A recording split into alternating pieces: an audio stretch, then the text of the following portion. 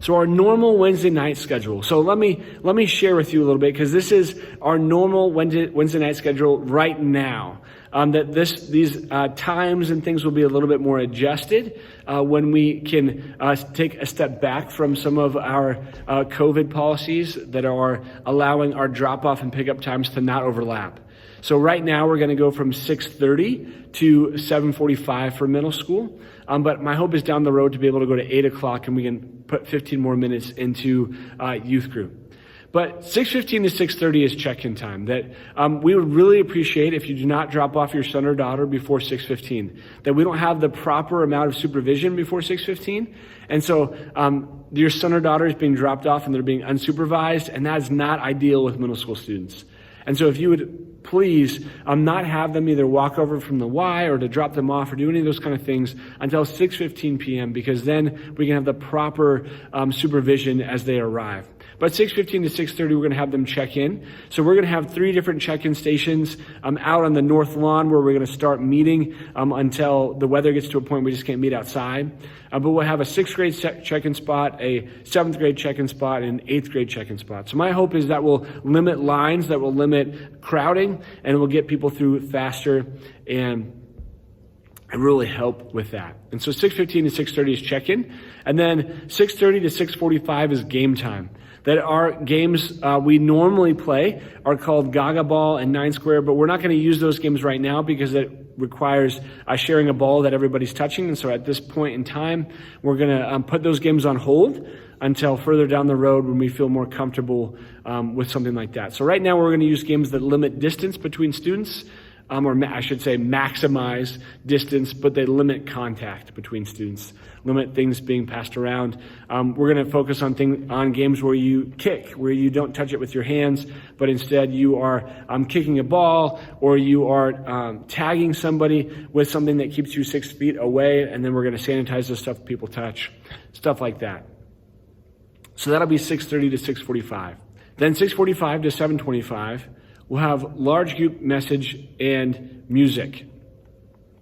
And so this will be a time when we sing. So we normally sing 2 songs for middle school. Sometimes we sing 3 songs as we get further on into the year. But really to begin, we'll usually sing with 2 songs. We try to choose songs that students are familiar with, especially if they come to church here. And then I talk. So my goal is to talk for 22 minutes. So there are some nights I talk longer than that. I'm just going to be honest, there's really nights I talk shorter than 22 minutes. But my goal is 22 minutes. And each night when I talk, that my message is going to be based from the Bible, that primarily my style is to choose a passage related to the topic we're talking about and spend the majority of the time in that passage, that I want to help students to really understand what's going on in the Bible. I want to help show them how to study the Bible, how to read it, how to engage with it. And so I try to model that as best as I can through the way that I share the message with them and the way that I teach. Then following that large group time, we'll go to small group time. And so students will be in groups of anywhere between 5 students and 10 students. So we try to keep our boys groups a little bit smaller because boys have a little bit more struggle of engaging with each other. And so having them in smaller groups, it provides a little bit more structure, a little bit less chaos, and that works better for them. Girls can handle 8 to 10 people in their groups, and so their groups tend to get to be a little bit larger. But we do our best to manage groups at optimal sizes for conversation, optimal sizes for students to be known and loved and cared for. So we do the best that we can in those situations. And then 7:45 to 8 o'clock is pickup time. That we really want you to be able to pick up your son or daughter before 8 o'clock. That 15 minutes, that I ask our leaders to stay 15 minutes after youth group ends to try and get as many, hopefully all of the students picked up at that point. But I cannot ask our leaders to stay the entire night waiting for mom or dad to come pick up somebody.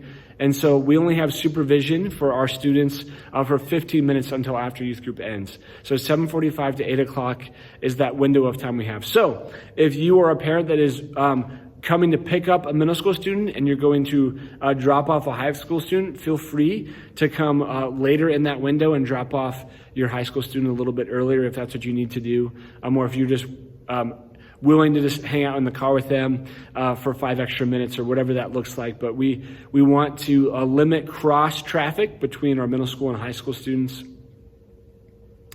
And so we're trying to get all of our middle school students out of the building and off of the property before the high school students begin to arrive. And so that's our schedule. That's what our normal schedules look like. Those are the three different parts to youth group. We have game time, we have large group, and we have small group.